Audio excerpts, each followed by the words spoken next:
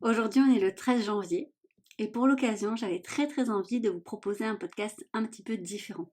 Parce que le 13 janvier, c'est la journée internationale de l'hypersensibilité, autrement appelée le haut potentiel sensible. Parce que si vous suivez mon travail, vous le savez, l'hypersensibilité, ce n'est pas un côté négatif, ce n'est pas qu'on est trop sensible. La traduction qui a été faite de l'anglais au français a donné, je pense, la mauvaise image et le préjugé qu'il y a hyper, la connotation finalement négative du trop sensible. Mais ce n'est pas du tout ça. Aujourd'hui, on a suffisamment de recul et notamment des études scientifiques concrètes et aussi des IRM qui permettent de voir que c'est bien un potentiel. Un potentiel qui se trouve et qui se voit dans le cerveau, ce qui explique pourquoi on considère l'hypersensibilité, donc le haut potentiel sensible, comme une neuroatypie. J'avais donc très envie de vous proposer pour ce podcast de la semaine un podcast collaboratif. En effet, j'ai proposé aux professionnels que moi-même j'ai pu former sur la haute sensibilité, puisque je suis moi-même formée et répertoriée sur l'annuaire international du docteur Hélène Aron. J'ai été également co-dirigeante de l'Observatoire de la sensibilité. Et donc, je forme à mon tour d'autres professionnels sur ce sujet.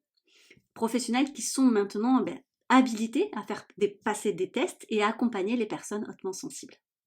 Certaines ont répondu avec enthousiasme et ont souhaité donc répondre à 3 questions que j'aurais posées, les mêmes questions à toutes. J'essaie donc de faire un petit montage pour vous montrer à la fois quelles sont les forces des personnes hypersensibles, quels sont peut-être les conseils qu'on pourrait donner pour vous aider à déployer finalement ce potentiel extraordinaire, et peut-être aussi les préjugés qu'il faut déconstruire. J'espère donc vraiment que ce podcast collaboratif permettra, je pense, de faire passer des messages, de casser des idées reçues, et s'il vous plaît, n'hésitez pas dans ces cas-là à le partager.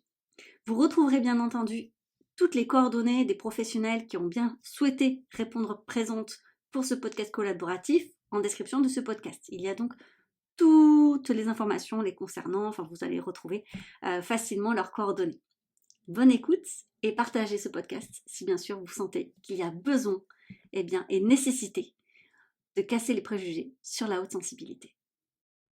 Selon vous, quelle est la plus grande force des hypersensibles ?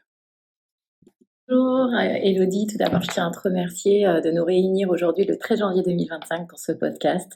Quelle belle idée de réunir tous les professionnels que tu as formés pour qu'on puisse amener notre vision sur l'hypersensibilité. Je vais répondre aux 3 questions que tu nous as posées. La première, c'est quelle est la plus grande force des hypersensibles. Alors selon moi, la plus grande force des hypersensibles, c'est la perception du monde, cette profondeur qu'on peut avoir, cette intensité dans la vie d'un hypersensible. C'est la perception d'un monde un peu unique, contemplatif, intuitif, proche de l'autre, bienveillant. C'est pour moi la plus grande force des hypersensibles, c'est cette connexion au monde en règle générale et donc cette perception. Alors, si je devais nommer une force des hypersensibles, c'est pour moi leur capacité à ressentir et à comprendre les émotions des autres. Aujourd'hui, les hypersensibles ont besoin de relations authentiques et profondes, et cette force qu'ils ont de cerner les émotions des autres, les ressentir, leur permettent de construire des relations vraies et sans superficialité avec d'autres personnes, ce qui contribue à leur bien-être émotionnel et apaise bien souvent leurs angoisses. Pour moi, l'hypersensibilité, c'est à la fois une loupe et un turbo. C'est-à-dire que on voit plus précisément, on ressent plus précisément, on comprend plus précisément, et en même temps, on ressent plus vite, on voit plus vite et on comprend plus vite. Rien que ça, c'est une force. C'est vraiment quelque chose sur lequel on peut s'appuyer pour évoluer plus vite, plus précisément vers ce qu'on voudrait être, pour mieux comprendre le monde qui nous entoure, les personnes qui nous entourent, et ça nous permet de trouver notre place dans le monde et faire avancer les choses à quelque échelle que ce soit. Selon moi, la plus grande force des hypersensibles, c'est de pouvoir s'émerveiller de toutes les petites choses, toutes les petites merveilles du monde. En étant hypersensible, avec cette haute sensibilité, on a accès à tous ces petits détails et on a la capacité de voir la beauté là où l'autre ne la voit pas. On a cette capacité de pouvoir s'émerveiller pour des choses que les autres ne vont pas pouvoir le faire. Et ça, je trouve que c'est vraiment ce qu'il y a de plus précieux, en tout cas pour moi. Ça permet d'atteindre ce niveau de gratitude qui est pour moi juste incroyable. Et ouais, pour moi, c'est vraiment ça la plus grande force, c'est de pouvoir s'émerveiller de toutes ces petites choses pour la gratitude que ça entraîne par derrière. Pour moi, c'est l'authenticité. Je n'ai pas connu aucun hypersensible n'étant pas authentique et c'est ce qu'ils recherchent souvent justement dans les relations. Et justement, quand un hypersensible n'est pas authentique, et ben ça donne souvent des burn-out ou des épuisements. Selon moi, la plus grande force des hypersensibles, en fait, c'est leur antifragilité. On a toujours l'impression que la personne hypersensible, c'est quelqu'un de très fragile, qui se pose beaucoup de questions, qui de ce fait est vite impacté par les réflexions, les remarques qu'on peut lui faire, qui essaye toujours de couper les cheveux en quatre et qui n'arrive pas forcément à rester dans ce qu'on appelle la norme. Moi, je me suis aperçue que dans toutes mes expériences de vie, les moments qui étaient les plus difficiles, les moments où d'autres auraient ou ont craqué, moi, j'ai été capable d'être le pilote dans le navire en disant stop, maintenant, c'est comme ça et c'est pas autrement. Donc, ce que je retiens des hypersensibles, c'est leur antifragilité et donc la force qu'ils sont capables de donner dans les moments compliqués. Selon moi, l'une des grandes forces des personnes hypersensibles, c'est leur capacité à mettre la course effrénée du monde sur pause, à la ralentir quelques instants, en prenant le temps de s'émerveiller devant les couleurs d'un coucher de soleil, se laisser émouvoir par le chant des oiseaux, se laisser toucher par l'odeur d'une fleur qui va être sentie sur un sentier, prendre le temps d'aller la chercher, d'aller l'observer. C'est cette capacité à revenir dans l'instant, à s'offrir, à offrir aussi aux personnes qui les entourent de la magie, de la poésie, de la douceur et de la beauté dans un quotidien souvent tumultueux, souvent riche, stressant, intense. Le super pouvoir des hypersensibles, c'est notre intuition, parce qu'on perçoit une multitude d'informations, d'énergie, les états d'esprit des gens, d'autres détails de notre environnement. Et si on apprend à écouter ça et à se faire confiance, alors on peut se connecter à notre intuition et ça va nous permettre d'agir justement, de prendre des décisions qui soient bonnes pour le plus de personnes possible, parce qu'on a cette hyper-empathie, ce souci de bienveillance envers tout le monde, et on va toujours chercher à faire au mieux. Et ça, c'est quand même un super pouvoir dont la société, dont le monde a besoin.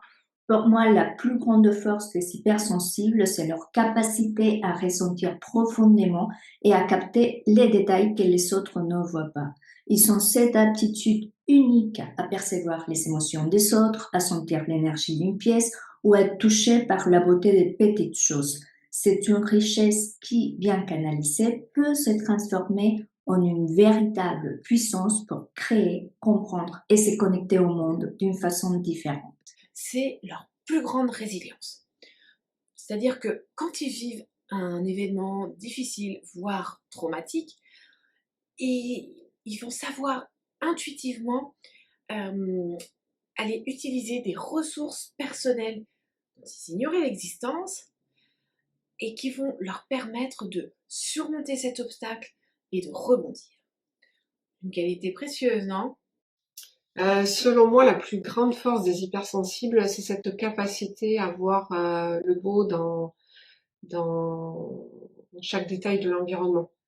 Arriver à apprécier des reliefs et des couleurs que tout le monde ne verrait pas, de s'arrêter, de contempler, de se laisser remplir par la joie de cette contemplation et ensuite d'exprimer cette joie, de la véhiculer jusqu'à ce qu'elle devienne contagieuse. Et avoir des hypersensibles autour de soi, c'est être entouré d'espoir. Et l'espoir dans notre société actuellement est quand même précieux.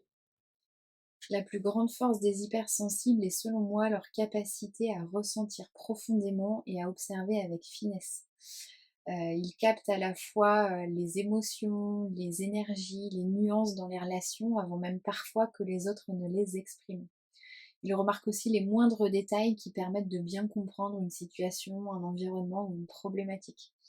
Ces personnes sont à la fois créatives, intuitives et très empathiques et peuvent apporter beaucoup dans différents contextes. Dans les relations, par exemple, elles peuvent capter des tensions et apaiser des conflits parce qu'elles vont avoir une bonne compréhension des émotions de chacun. Auprès de leur entourage, leur sens de l'observation va aussi leur permettre de déceler des besoins ou des malaises non exprimés et du coup d'apporter des solutions qui vont être adaptées et qui vont permettre d'apaiser leur entourage.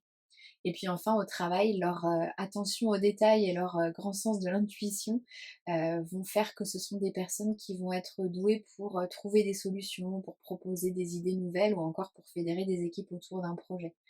Donc cette sensibilité est à la fois une vraie force, que ce soit d'un point de vue relationnel ou même pour des projets concrets. Si vous aviez une astuce clé pour mieux vivre son hypersensibilité, laquelle serait-elle?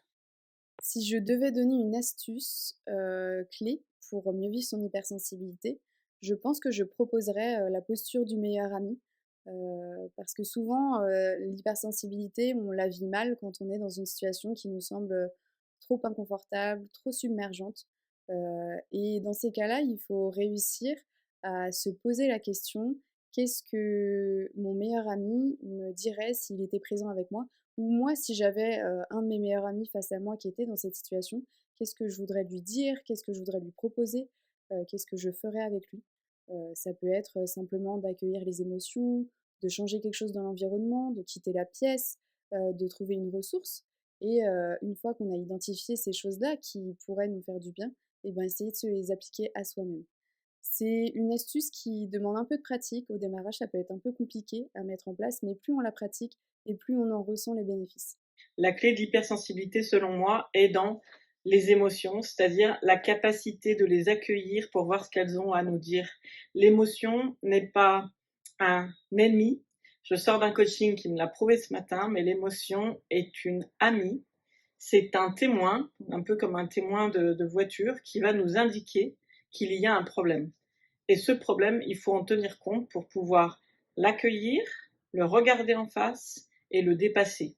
Si on n'accueille pas ces émotions, on ne peut pas dépasser le problème. On est beaucoup plus sujet aux blessures émotionnelles quand on est hypersensible parce qu'on vit tout de manière beaucoup plus intense.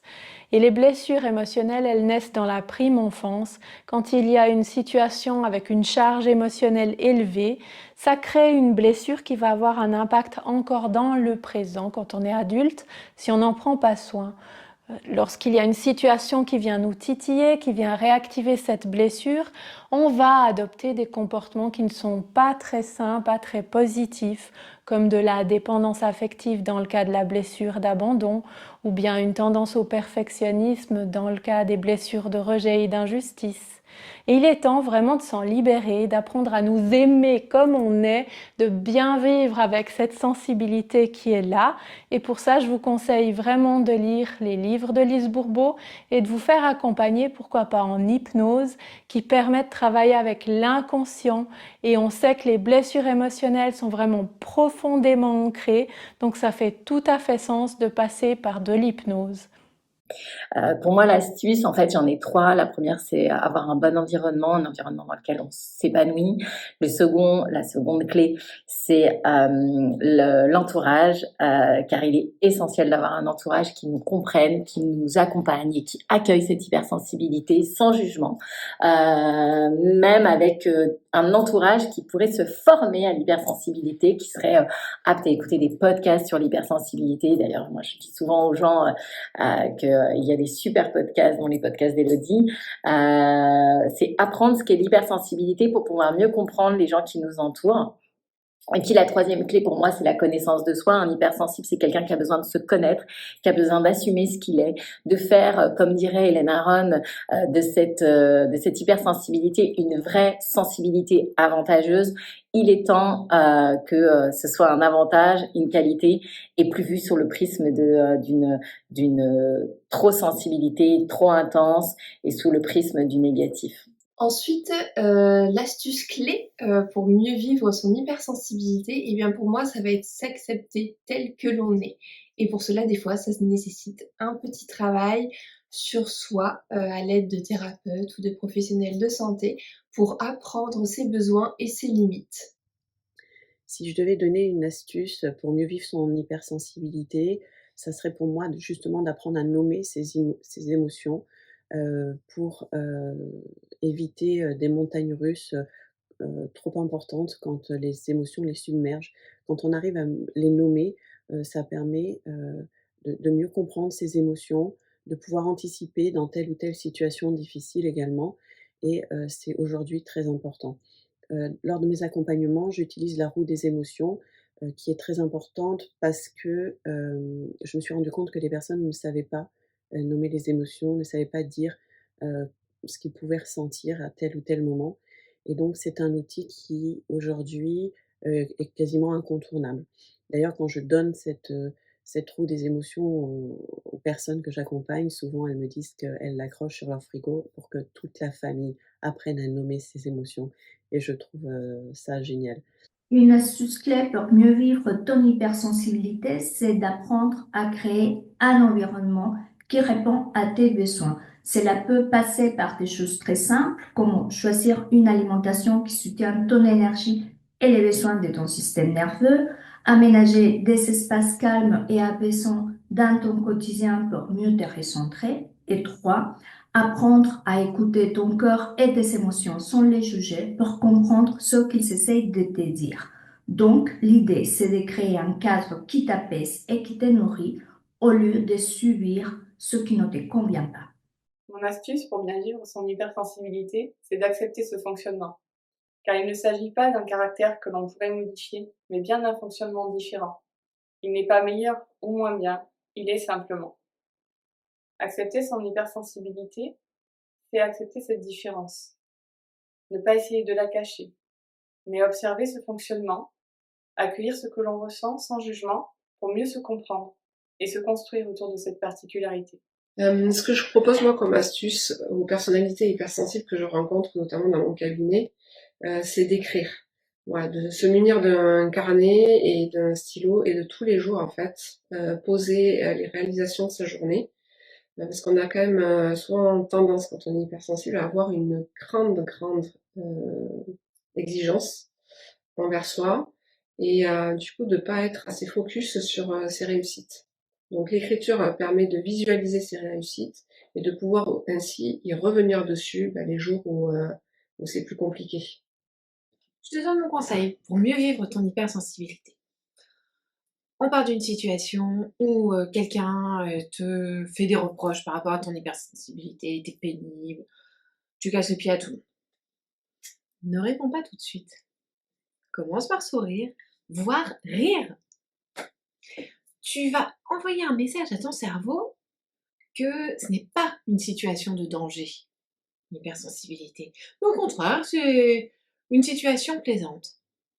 Et par la même occasion, eh bien, la personne en face, elle va perdre ses moyens, ne s'attendant pas du tout à cette réaction, et perdre son agressivité. Alors, voici mon conseil. Mets du fun dans ta vie. Amuse-toi! Et garde à l'esprit que ton hypersensibilité, c'est ton trésor. Une des clés pour mieux vivre son hypersensibilité, c'est de changer son regard sur les émotions. Les émotions, elles peuvent être intenses, mais elles ont toujours pour objectif de nous servir. La colère, par exemple, elle est là pour faire respecter notre intégrité physique, émotionnelle, et elle est là pour nous permettre de donner des limites, de poser des limites. La tristesse, elle nous permet de faire le deuil, de passer à autre chose, de dire que la page peut se tourner. La peur, elle nous protège, elle sert à nous protéger. Et la joie, elle nous permet d'être en lien. Et apprendre à créer un dialogue avec ses émotions, c'est apprendre à utiliser une carte, une boussole intérieure pour savoir ce qui est bon, ce qui est juste pour nous et ce qui l'est moins. C'est un pas de plus pour se connaître et mieux vivre qui on est. Pour moi, l'astuce clé pour mieux vivre son hypersensibilité, c'est vraiment fondamentalement se comprendre à fond.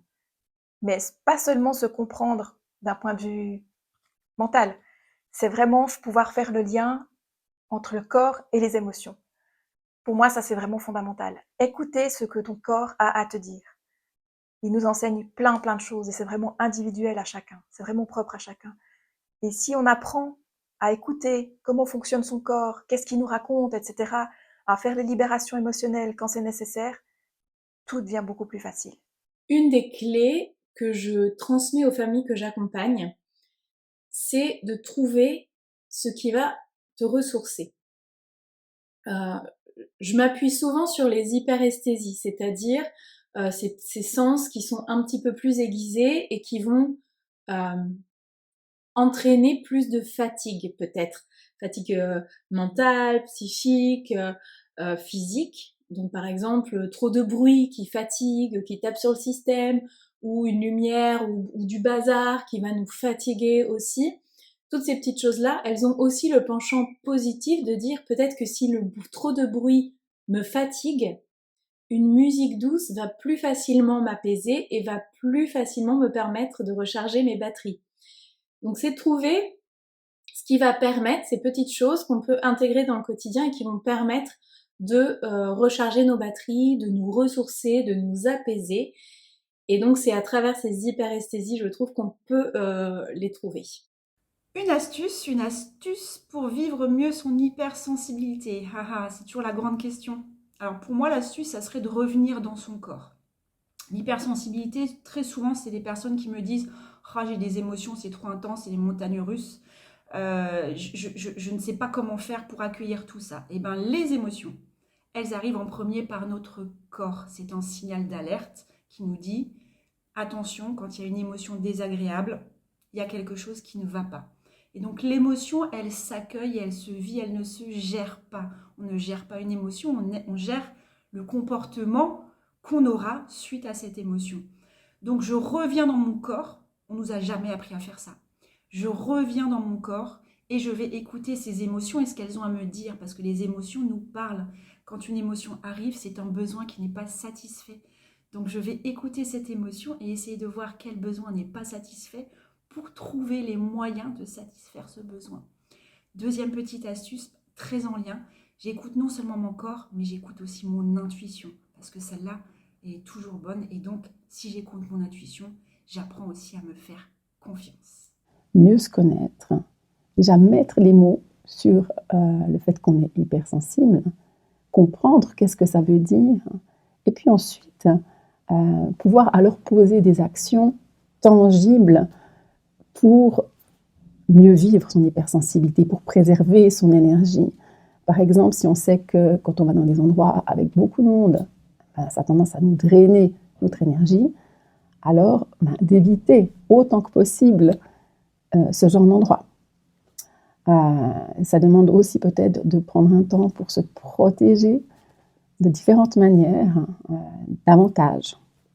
Et aussi, quelque chose avec lequel je travaille beaucoup, c'est de comprendre que le système nerveux est un élément clé dans son bien-être, et puis que quand on est hypersensible, alors il est aussi davantage sensible, notre système nerveux. Donc de revenir dans le corps, de prendre conscience aussi de tout ça, et ramener davantage de sécurité.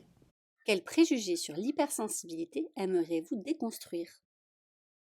Le préjugé que j'aimerais déconstruire, c'est vraiment le fait que non, on n'exagère pas.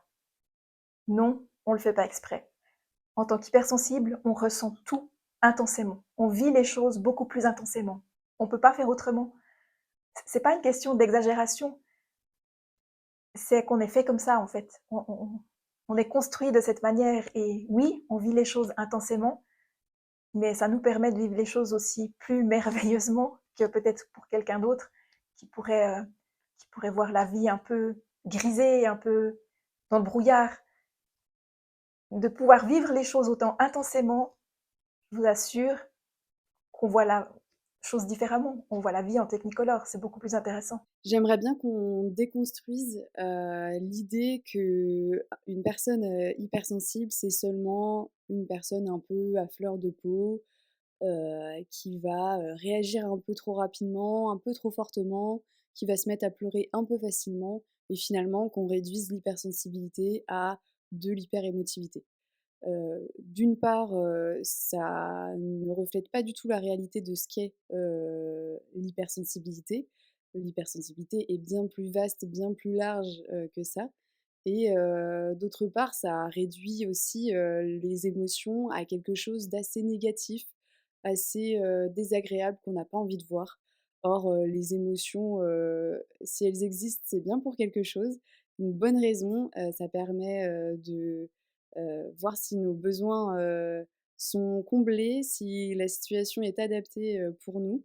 Et donc, j'aimerais que petit à petit, on accueille les émotions de chacun et de soi en premier, avec un peu plus de bienveillance et de chaleur. Voilà. Le préjugé qu'il y aurait à déconstruire, ça serait de penser qu'on est juste trop sensible, que c'est une faille en nous qui nous fait pleurer, qui nous fait nous inquiéter, qui nous fait stresser. C'est loin d'être ça. Au contraire, en fait, c'est surtout une sensibilité spéciale qui nous permet de rester connectés à ce qui est important pour nous, connectés aux émotions des autres, connectés à ce qui se passe dans le monde et avoir un regard plus profond, plus sensible et plus humain sur ce qui se passe autour de nous. Et ce qui permet du coup de trouver du sens à ce qu'on fait et trouver plus facilement ce qui va nous faire vibrer. Le préjugé que je souhaiterais déconstruire, c'est les hypersensibles pleurent pour rien. Pour moi, ce préjugé reflète un malaise lié à l'expression des émotions, surtout lorsque celles-ci passent par des larmes. Mais pleurer n'est pas qu'un signe de tristesse, et chez une personne hypersensible qui ressent tout avec une intensité particulière, les larmes peuvent tout aussi bien exprimer la colère, la joie, l'émerveillement, ou tout simplement le besoin de décharger une émotion trop forte. Et je pense que ce préjugé ne juge pas tant les pleurs en eux-mêmes, mais plutôt ce qu'ils reflètent, à savoir une authenticité et une vulnérabilité visible. Dans une société qui valorise la retenue et le contrôle, pleurer peut être un signe de faiblesse, alors qu'en fait il s'agit juste d'une manière saine et naturelle d'exprimer ses émotions. Très souvent, j'ai des personnes qui viennent me voir et qui me disent « Mme Bérangère, en fait, mon hypersensibilité, c'est vu comme une faiblesse. Les gens me voient faible. » Alors là, moi, j'ai envie de répondre « Waouh !» Au contraire, l'hypersensibilité est une vraie force. Dans un monde qui nous dit faut pas écouter les émotions, faut être fort, en gros, faut se marcher les uns sur les autres pour réussir. Ben non, cette hypersensibilité, c'est être ouvert à nos émotions. C'est être ouvert aux émotions des autres et au monde qui nous entoure. Les émotions, c'est ce qui nous rend vivants, c'est ce qui nous fait bouger.